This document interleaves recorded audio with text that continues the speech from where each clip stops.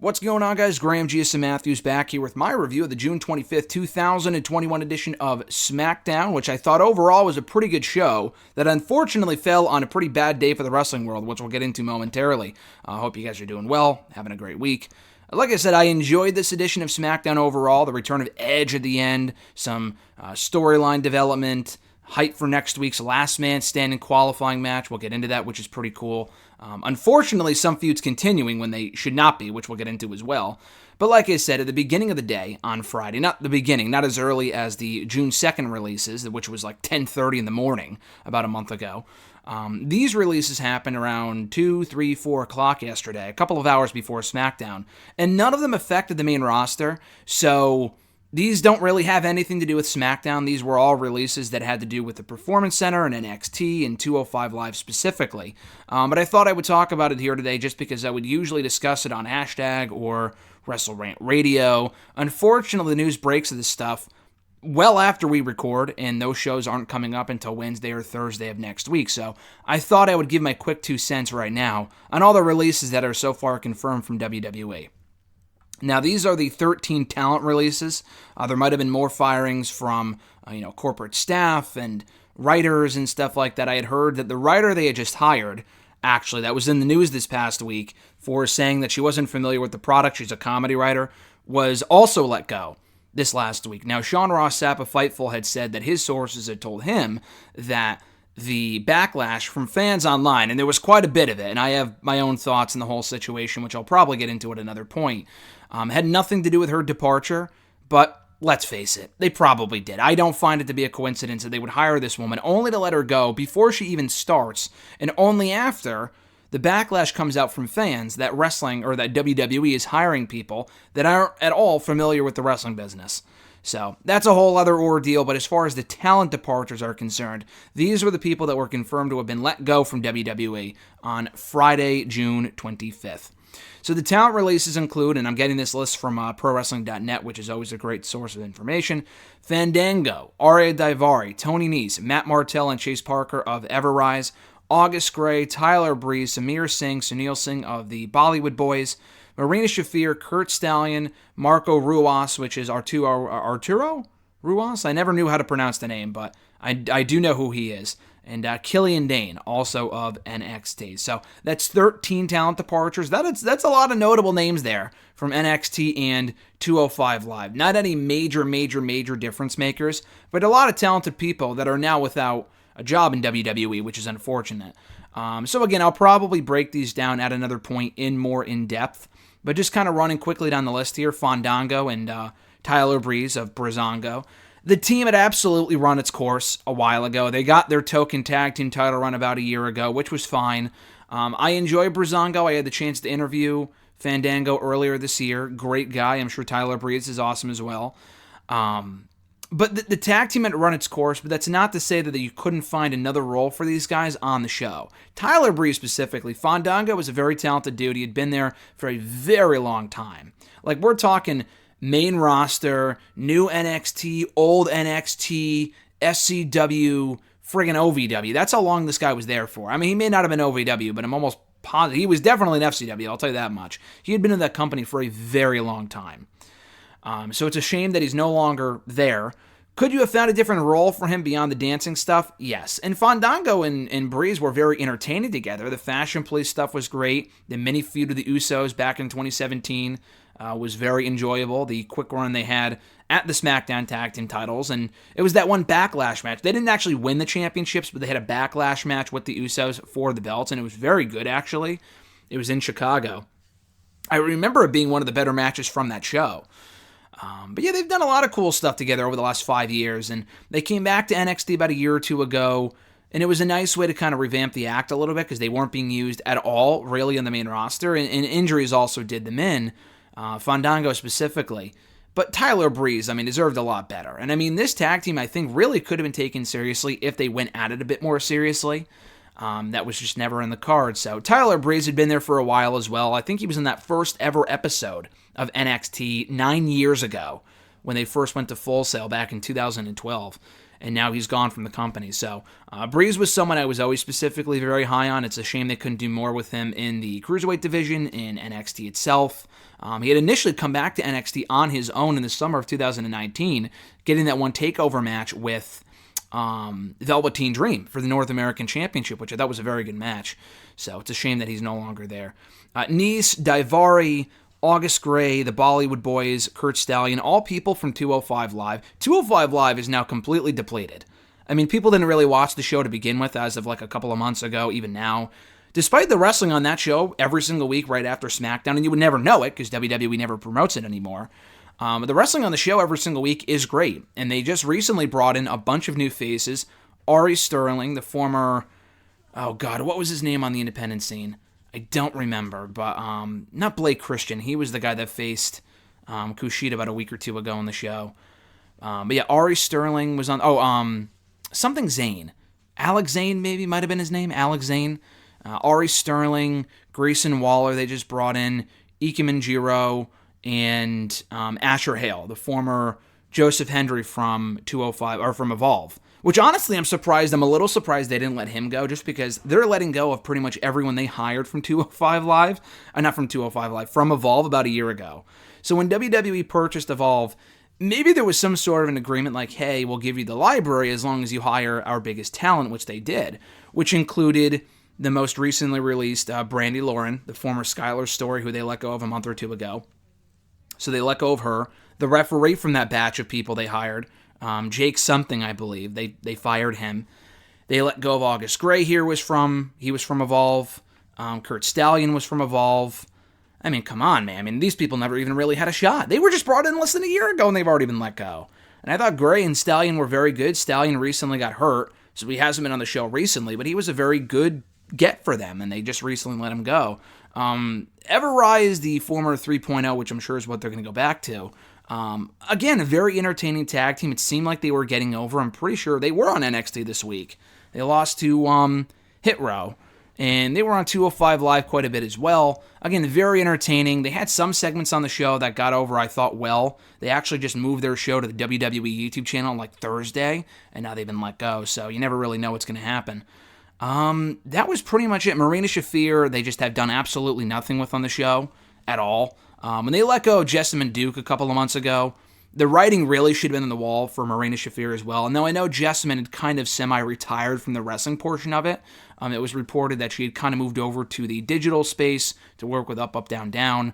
But still, when they had moved her off the show and she wasn't teaming with Marina anymore, that was probably the end of Marina Shafir on the show. Now, Marina was on the show when Roderick Strong gave his notice in storyline a few months ago in NXT. She did not resurface with him on Tuesday, though, when the Diamond Mine debuted. And I was thinking, that would be a cool way to kind of get her on the show, bring her in as a female member of the group. That didn't happen. She wasn't very good in the ring, but I'm sure you could have found a different role for her on the show that didn't involve in-ring action, but they let her go as well. Especially if they probably figure Ronda isn't coming back. If Ronda's having a kid, she's probably not going to be back, if not ever, at least for not another year or so. They don't really care about appeasing her at all, which is kind of part of the reason why they brought them in to begin with. Duke and Shafir to kind of do the whole four horsewomen thing, which they never got a chance to do. That's a shame. And that's really about it. Marco Ruas, it said Arturo Ruas, he was on Lucha Underground last year. He's been in NXT for a long time, like close to 4 years. And I liked what I saw from him. He kind of brought that Brazilian feel to his matches, and he's a legitimate, I think, BJJ artist. I'm pretty sure MMA artist. But nonetheless, I thought, he had some potential. They let him go, so I could see him absolutely popping up on Dark one of these days. And then Killian Dane was probably the most surprising of them all, to be honest, just because they didn't let go of Drake Maverick again, which I guess is good. They didn't fire him 2 years in a row, and then because they brought him back last year. But with Dane, though, it was a weird thing to where they didn't let go of Drake Maverick, but they kept Dane. So what do you do with Maverick now? Does he go to 205 Live? Because all the people that I mentioned earlier, Ari Sterling, Asher Hale, Ike Manjiro, Grayson Waller, are like the only 4 people left on the 205 Live roster. If you go to WWE.com, first of all, none of those people have profiles, but the people still listed under 205 Live include maybe not Kushida, but definitely Legado del Fantasma, who have not been on the show all year. It has Brian Kendrick, who I'm pretty sure retired about close to a year ago. The WWE Performance Center YouTube channel kind of did a feature on that. He hasn't wrestled in a long time now. Mansoor moved on to Raw, who hasn't been really featured at all since.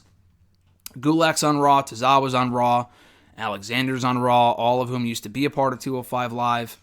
And that's really about it. They have Mark Andrews on the WWE.com 205 Live roster for some odd reason, even though he's never been a regular member of the show.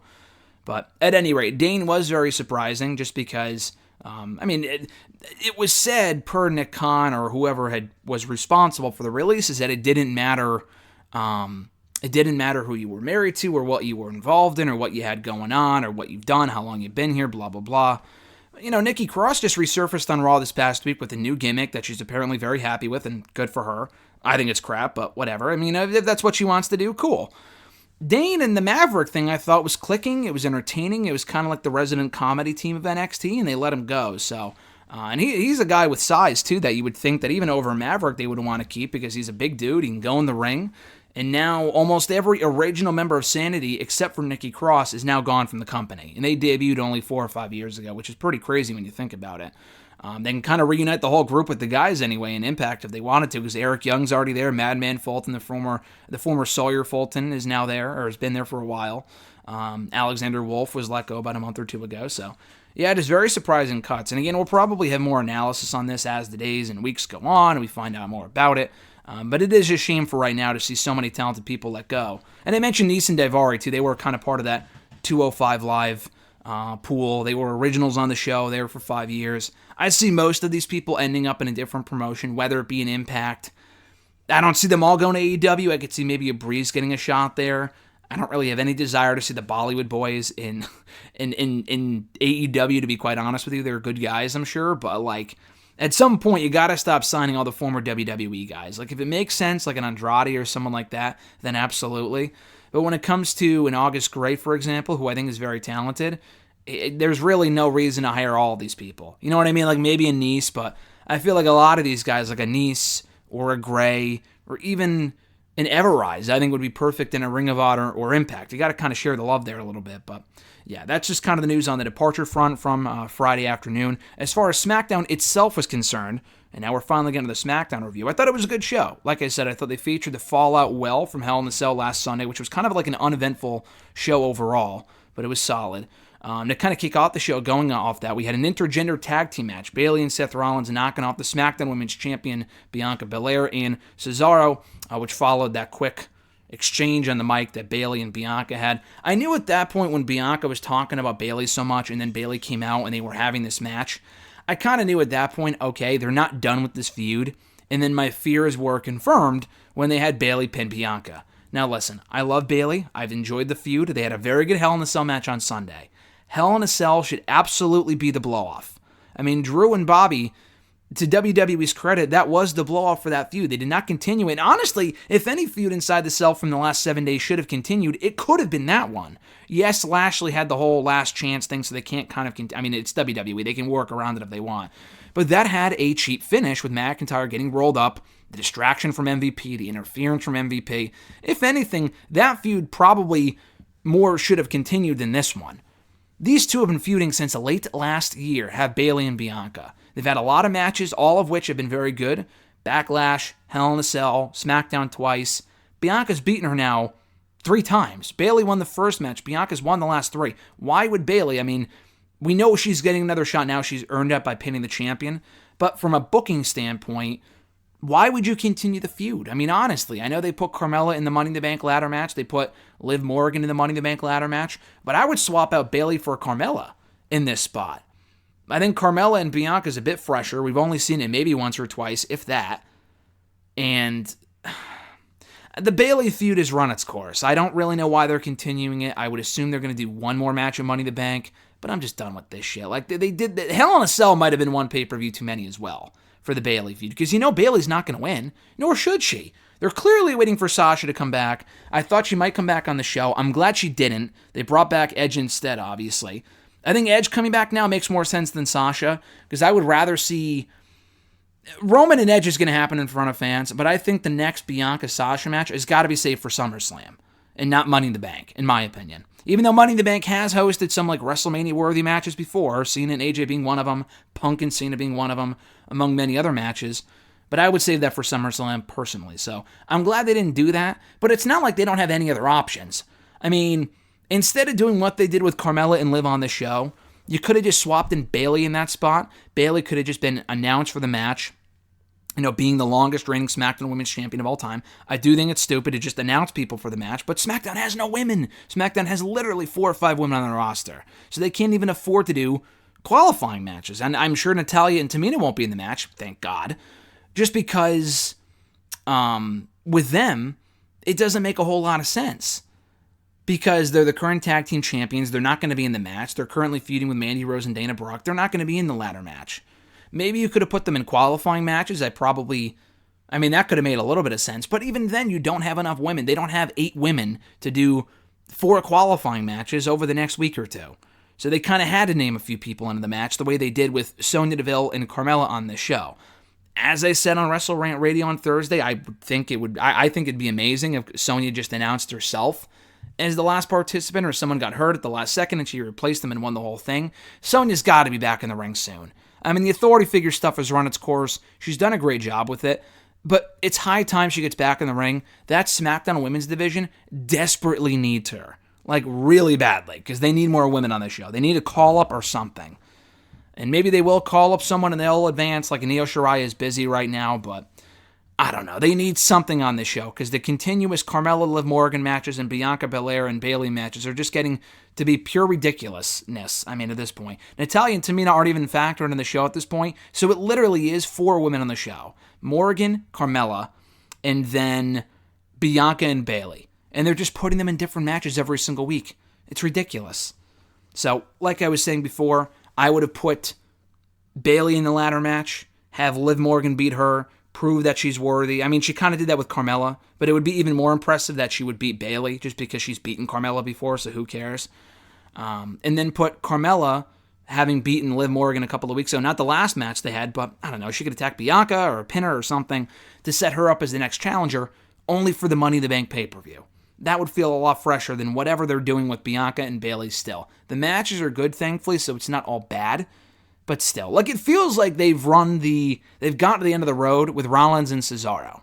Because Rollins won here, he beat him on Sunday. He said on Sunday at the pay-per-view, he's like, oh, we're even now, which doesn't make a whole lot of sense, because Cesaro is 2-1 against Rollins, if you include the SmackDown match from April, unless we're just forgetting about that, even though he beat Rollins to become the number 1 contender to the title in the first place, the Universal Championship, that is, at Backlash. But anyway, I mean, it seems like that rivalry's run its course, and I mean, all these feuds on this show have run their course. And I think SmackDown overall, a lot like this show has been good for very long now, for a lot longer than Raw, which isn't really good from week to week anyway. Some weeks it's better than others, but with SmackDown, it's a consistently entertaining show. But they got to move on from a lot of these feuds. Bianca and Bayley being one of them, Rollins and Cesaro being one of them, Owens and Zayn being another one, Big E and Cruz, like they're all still freaking feuding. They need more people on this show. I mean, that's why you had someone like an Aleister Black come back, and then they kind of screwed the pooch on that by letting him go. Like, that's a fresh face you could have used. But instead, we're getting the same matches every single week on the show. And again, we're kind of tolerating it because they are good matches, but it has officially reached the point, coming 2 months out of WrestleMania, where it's high time we move on. And that includes Nakamura and Corbin as well. That's another feud I neglected to mention. They've had, 4 or 5 matches, which is completely stupid because none of them have been any good. And I'm hoping this is it for Nakamura and Corbin.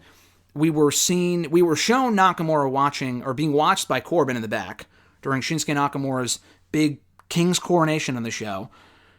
WWE at one point called him King Shinsuke Nakamura. I saw on WWE.com they call him, maybe they said this on SmackDown too, but the WWE.com results page said Kinsuke Nakamura, which is the absolute dumbest thing I've ever seen. Like, listen, I appreciate a good pun, but there is absolutely no way in hell he is coming out there and they're calling him Kinsuke Nakamura. That is the stupidest thing I have ever heard. It was dumb enough when they did it with Corbin. Please do not kill off Nakamura as well. I'm glad he actually won something for a change, and yes, he is a multi-time champion in this company, not world champion, but he hasn't really won anything of note in many, many years. He hasn't been booked in more than a mid-card act for many, many years. This doesn't really feel like he's being groomed for a Roman Reigns spot. If he actually meant something, we could have gotten Roman and Nakamura Money in the Bank instead of bringing back Edge, which I'll get to a little bit later on. I thought the Coronation was exactly what it needed to be. It was entertaining, it was short, sweet, straight to the point, perfect. But where do you go with Nakamura from here? Does he face Cruz, like royalty versus royalty maybe? I guess. I just feel like we've seen that before. Cesaro and Cruz would feel more fresh to me in terms of a match that I don't even know if we've ever seen Cruz and Cesaro before one-on-one. Nakamura and Cruz we saw a couple times this year, and Cruz has already beat him. It wasn't a full-fledged feud, but I don't know. I'm done with Nakamura and like the mid-card title scenes. They got to do a little bit more with him than that shit. But this was perfect for what it was, and it is worth noting when Kayla Braxton interviewed Byron in the back, or not Byron, Baron, they called him just that. They called him Baron Corbin. She said King Corbin initially, corrected herself, and then said Baron Corbin. So for the first time in 2 years, we finally have Baron Corbin back for whatever the hell that's worth, which thankfully means the end of the King Corbin shit, which was terrible from the get-go, and he should have never won that tournament. As good as those King of the Ring matches were, in that tournament and between Corbin and Gable, putting the crown on Corbin did absolutely nothing and accomplished nothing. He's won absolutely nothing of note since then. It was stupid. I doubt Shinsuke Nakamura is going to have any better luck with it, but we'll see. I would really rather they just announce a new King of the Ring tournament, which has been rumored recently anyway, because WWE reportedly wants more theme shows for their upcoming Return to the Road, and that would make a lot of sense. But we didn't get that here. We got the Coronation, which was fine, but again, where do we go from here with this shit? We had our first men's Money in the Bank ladder match, qualifying match, on SmackDown this week for the women, or rather for the men, between Big E and Apollo Crews, with Big E beating Crews. And these two have had many, many matches before, but by my count, unless I'm mistaken, this might have been the longest match these two have ever had. Like, my biggest gripe with the Crews-Big E feud, which was one of the better parts of SmackDown for the first 6 months of the year, was that they were never given any time for their matches. Even at WrestleMania, they had a match, and it was like a 5-minute match. They had a match at, what was it, Fastlane or Elimination? I think it was Fastlane. Again, like a 5 or 6 minute match. All their matches on SmackDown were 5 or 6 minutes and never made any sense to me. They finally got a decent amount of time here. It was a very good match. No shit, obviously. And Big E won clean, so it's a double-edged sword because I'm glad Big E won. He should be in the ladder match over Crews. Crews has been doing great work this year as a heel, and I wouldn't mind him being in the ladder match, but he is the current Intercontinental Champion. You know he's not going to win. So Big E being in there makes way more sense, and I'm glad he's in the ladder match. The other end of this, though, is that he just pinned the Intercontinental Champion. So, and that is also a double-edged sword in that if you don't acknowledge it, then him pinning the champion means nothing. If you do acknowledge it, that means the continuation of a feud that should have ended many months ago. It's not their fault, obviously. It's the fact that there's no one else on SmackDown that remotely makes sense right now. And they've already blown through Crews and Owens, too. If they didn't blow through that on SmackDown, then I would say, oh, you could do Owens and Crews next for the Intercontinental Championship. But they already did that, too. They've already done that multiple times. They got to move on at this point to different people for Crews to face that aren't named Sami Zayn, Big E, and Kevin Owens. That's the biggest problem with the Intercontinental title picture right now. It's been great that it's been prominently featured on the show for a while now, but they've exhausted all options involving these four. They got to move on. But I am glad on the bright side that Big E is in the men's Money in the Bank ladder match, and to me, he's the early pick to win the whole thing. Because on Raw, we currently have Ricochet, who you know isn't going to fucking win, Morrison, who you know isn't going to fucking win, and Riddle, maybe, but the thing with Riddle is that they're doing the Orton thing right now, and they're probably going for the tag titles eventually, so it wouldn't make a whole lot of sense. I assume the last qualifying spot on Monday goes to Orton. Styles is one half of the tag team champions. Again, you know he's not going to win. Drew could win and then go on to win the ladder match, which I think would be incredibly stupid, coming off his year-long run as WWE champion on and off. Year-long run in the main event scene, I should say, for the last year and a half. It's time to move on for right now from Drew McIntyre in the main event scene as the WWE champion. Yeah, he can move on over to SmackDown, cash in on Roman. Please no. We just got to give it a rest for right now. So I'm hoping that, I hate that I'm even saying this, but like a Jinder Mahal will cost McIntyre the match. They have a match at Money in the Bank. That would be whatever. I would be fine with that. The match makes sense, I guess. I just don't give a shit about Jinder at all, to be honest with you. He's not very good. But whatever. It keeps Drew out of the WWE title picture, so That's what I would do. I would put Orton in the match. I wouldn't have Orton win either. So, in my opinion, it's got to be someone from SmackDown. Big E makes the most sense. He is a babyface. It doesn't make a whole lot of sense with his character. But if not if not Big E, then who? Cruz failed to win here. Next week, we have a last man standing match we found out between Zayn and Owens, with the winner qualifying for the men's Money in the Bank ladder match, and I'm looking forward to that, because at least if they're doing another match between those two, and when they first announced it didn't have the stipulation attached to it, I'm thinking, why the fuck are we still doing this? Why are we still getting the same two people against each other? And they work amazingly well together, don't get me wrong, but we get the same matches every week from this brand. We got to move on at some point. So thankfully they added the stipulation, which should hopefully end the feud. But then again, we're still getting Bianca and Bayley, and that was supposed to end inside Hell in the Cell, so maybe not. Which just goes to show that they should have never given the cell structure stipulation to Bianca and Bayley if they were just going to continue the feud. Just have one. It would have really been a crime to just do one cell match on that show. I mean, come on. It's ridiculous. I think Owens and Zayn should be great next week. Last man standing. That's awesome. I would have it end the show personally. And then have probably Owens win, because I think Owens makes more sense to win than Zayn. Because Zayn isn't one of the... I mean, Zayn's character would fit the briefcase, but he won't cash in successfully on Roman, so to me it's a waste. Owens maybe could cash in, but he's already been for the top title a few times before and has lost every single time. So I would probably not have him win the briefcase either. And then there's the question of whether we put Cesaro in it. Do we put him in it? Absolutely. Do we have him win it? That's the question. I would love to see Cesaro win it, but the problem is he already faced Cesaro and lost, or he already faced Roman Reigns and lost. Could you go back to that? Yeah, you can go back to it. Would I, though? Probably not. I don't know. I mean, I guess you could. They do this stuff. They've done this stuff before where, they lose and they go back to the match down the road after they kind of redeem themselves. They're doing it right now in NXT UK with Ilya Dragunov and Walter. It would be a good story to tell. I just don't buy Cesaro realistically beating Roman Reigns for the title, even via a Money in the Bank cash-in. So I don't know. I'd probably would give the briefcase to Big E as of right now, but anything can change, I guess, in the coming weeks. I already mentioned the Sonya stuff where she named Carmella to be in the Women's Money in the Bank ladder match, given her past accolades as a two-time Money in the Bank winner. I guess it is a two-time Money in the Bank winner. I don't really concede it as that. I guess she did, though, because she got stripped of the briefcase back in 2017, had to win it back in another ladder match, which was so stupid when they did that shit. Yeah, but, she makes sense to be in the match, even though I would have given her the title shot of the pay-per-view against Bianca, but whatever.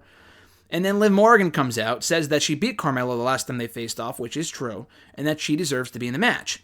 And Sonya said, "Don't worry, Carmella, I won't take you out of the match, but if Liv Morgan wants to be in the match, then prove to me that you deserve it." And then she beat Carmella in a matter of minutes. So I don't think she's technically qualified yet for the match. I don't think that's been made official.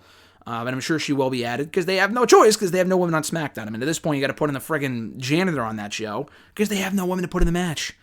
Unless Sasha comes back, and I wouldn't put her in the ladder match, to be honest with you. I mean, yeah, I guess Sasha could come back and win the briefcase and then face Bianca at the pay-per-view. But to me, that would just be a waste because it's like you can have Sasha come back and face Bianca without even having to win the briefcase. I feel like that's a waste. Anyway, so I don't even know what I was saying. But, Liv Morgan beat Carmella. Good for her, but now they just got to put her in the match. And I don't see Liv Morgan winning the briefcase either. We had Jimmy Uso in action against Dolph Ziggler, who has not been seen in over a month since he and Robert Roode lost the SmackDown Tag Team titles. They were back on SmackDown this week, and he lost to Jimmy Uso in a good match. But it was weird because, Ziggler and Roode are heels. Jimmy Uso is clearly a heel, so that was weird. But yeah, Jimmy Uso won.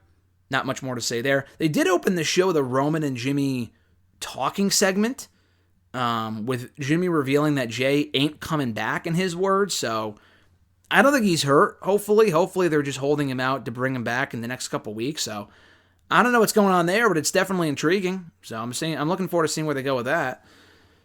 And then we had the main event segment, the Universal Championship address from Roman Reigns, where Paul Heyman kind of teased that it would be an open challenge and Talking Smack last week. It wasn't a formal match, obviously. It was just Roman talking about everyone that he's beaten, including but not limited to Braun Strowman. He has beaten, who's now gone from the company, Bray Wyatt, who he beat for the title to begin with in that three-way at Payback, was it, last August? So he's beaten Braun, he's beaten Bray, he's beaten Edge, Daniel Bryan, Kevin Owens, Cesaro, Rey Mysterio, Drew McIntyre, Jey Uso, and the list goes on. He's beaten a lot of people as Universal Champion, and he's had an awesome reign. And that brought out one of those aforementioned athletes, the Rated R superstar Edge, who we have not seen since he got beat by Roman at WrestleMania. So Edge comes out, clearly a babyface again, attacking Roman, spearing him before he could hit the concerto, laying out Jimmy Uso at ringside, spearing him through the barricade, which was cool. And yeah, just a great segment to close out the show, seemingly setting up Edge and Roman for Money in the Bank. Now, we all kind of figured that it would be Roman and Jimmy at the pay-per-view, which would have been cool. Edge makes sense because, we all figured and we all kind of knew that Edge would be back for SummerSlam season. I figured he would come back after Money in the Bank. We got him back here, which is cool. He was going to be babyface regardless. And it is worth mentioning that earlier on in the show, Rollins, after winning that intergender tag team match, he didn't pick up the winning fall, but he was on the winning team. He said to Sonya, I deserve the next shot at the Universal Championship after having beaten Cesaro twice in the matter of days. And she said, I'll take it under advisement. So clearly he's not getting the next shot. What I would do, I would have Rollins get pissed. Maybe he is in the ladder match, maybe he's not. He cost Edge the championship at the pay-per-view, or maybe Edge loses, and either way, all roads should lead to Rollins and Edge at SummerSlam. Rollins gets mad that Edge comes back and gets the title shot. I'm pissed at the part-timers, blah, blah, blah. He goes after Edge at the pay-per-view. And honestly, yes, Edge was pinned at WrestleMania, but he never got his one-on-one shot that he was kind of earned, that he was kind of owed after winning the Royal Rumble in January. So to me, Edge and Roman one-on-one makes perfect sense. It's the bridge that's kind of built into SummerSlam. I don't think we're getting a second match at SummerSlam, so it's a one and done. We get Roman and Edge still, which we didn't get at WrestleMania. So it's the WrestleMania-worthy match that we're getting at Money in the Bank, which is cool. Daniel Bryan was pinned at WrestleMania, and he got a fucking shot too. He got a one-on-one shot a couple of weeks later. So honestly, who cares? To be honest with you. I mean, does it even really matter at this point? So Roman and Edge, I think, makes perfect sense. The only issue with this, though, is that it illustrates, and I'm going to be writing about this tomorrow for Bleacher Report in my quick takes column, it illustrates a massive babyface problem, honestly, not on just SmackDown, but Raw as well. They've done an amazing job of building up some great heels between Bobby Lashley, Roman Reigns, Seth Rollins, 3 top heels, all credible heels. But the well kind of runs dry on the babyface side. Daniel Bryan is no longer there. Drew is obviously the biggest babyface in the company, but he's lost to Bobby Lashley multiple times now. He has to move on for a little bit. So who does that leave? We got Kofi Kingston on Raw, who I thoroughly enjoy, but I severely doubt that the Kofi push lasts longer than a couple of weeks beyond Money in the Bank. I don't think Kofi's going to be in a prominent match at SummerSlam. I would love him to be. I feel like it's just a temporary match for them to do so we can kind of build the bridge into SummerSlam, to be honest. Kofi isn't that guy. I mean, he could be. I don't think he will be, though. On the SmackDown side, Rey Mysterio just got a title shot. He's not the main event babyface that he once was, and they're not even pushing him at that level. He's one half of the tag team champions. Before him, it was Cesaro. It would be cool if his push kind of sustained and he was a main event level babyface. I don't see that being the case. You got Edge, but he's a part-timer, and he's also close to 50. You got to have new top babyfaces on the show. The Usos are not that guy. Big E can be. Is he yet? I don't think so. Owens was kind of brought back down to the mid-card level. And that's really about it. I mean, honestly, they don't really have a lot of top-tier babyfaces in either show, and that's the biggest problem right now, I think, with both brands, is even more so than the heels, but babyfaces, they need more of them. They need a Finn Balor. They need someone like that, They need someone on that level to rise up and be the top babyfaces on this show. You have Riddle, but he's, again, in the tag team scene. Orton's a heel, and he's in the tag team scene, or kind of a heel. AJ's a heel in the tag team scene. Damian Priest is hurt, but even if he wasn't hurt, he's not quite ready yet. I mean, that's a pretty big problem. How do you not have any top-level babyfaces on either show? To the point now where we got to bring back Brock and bring back Cena and bring back Edge to kind of fill in the void. That's not good. They got to work on that. They got to bring in more elite-level babyfaces, and they have the talent. The problem is that they're not pushing said talent as this elite-level babyfaces, A Finn Balor could be on that level, but I'm sure he'll come back, get a one-off title match, lose, and then be knocked right back down to where he was before he went to NXT.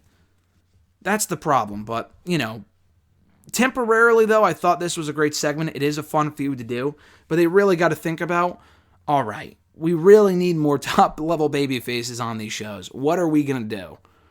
And they need to address that sooner rather than later. Overall, though, I thought it was a good show. It breezed by for me. I mean, I skipped through all the commercials and all the bullshit and whatever. I was done with it within an hour. But I thought it was a good show. I like how they're taking their time with the qualifying matches. Raw really just blew their load on Monday by qualifying all the women in one night and then doing 3 of the 4 men. And we have like 3 weeks until the pay-per-view. So I think SmackDown has taken the right approach by taking their time and announcing the qualifiers. I think that's good. They already announced Owens and Zayn for next week in a last man standing match. That's great. I'm not too high on a lot of these feuds continuing. Big E and Cruz might continue considering Big E beat the Intercontinental Champion here. We're clearly getting more of Bayley and Bianca. Nakamura and Corbin, hopefully that's done. They need more variety on the show. They have a very good roster, but they need to freshen up some of the feuds and hopefully bring in some fresh faces as well. So that's it for the June 25th, 2021 edition of SmackDown from last night. Hopefully you guys enjoyed the show as much as I did. Hopefully you enjoyed this review as well. So if you liked the review, be sure to like the video, drop a comment, share the video, and subscribe to the channel for more daily content, including SmackDown audio reviews every single week. We got SmackDown audio reviews in the playlist down below, so be sure to check those out as well. And from this last week, we got 2 different interviews. One with Frankie Monet from WWE NXT, talking a recent rise on the brand, her husband coming to NXT after such a long journey to the company, which has been pretty cool to see. So check out that interview from Tuesday here on the channel. And then Thursday, not wrestling related, but we got Devontae Adams from the Green Bay Packers as well. So a lot of variety here on the channel. Check out those exclusive interviews.